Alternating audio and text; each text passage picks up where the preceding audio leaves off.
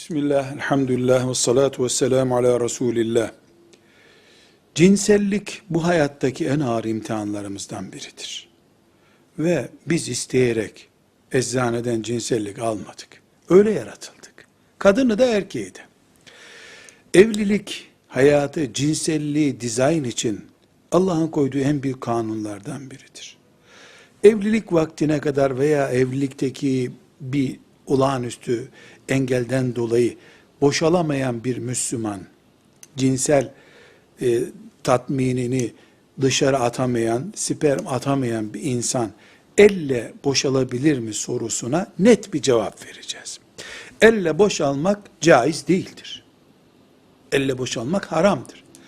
Doktor bazı gençlerdeki hastalıklara şu yaşa kadar elle boşalman lazım, şu kadar haftada mesela dediği zaman bu alkolle tedavi edecek bir ilacı kullanmak durumunda caiz olur. Bunun dışında ulemamız şu zor şartlarda caizdir gibi fetvalar vermişlerdir bu doktor tavsiyesi dışında.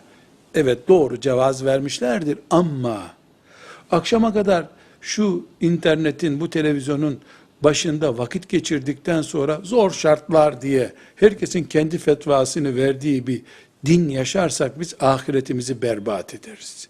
Velhamdülillahi Rabbil alemin.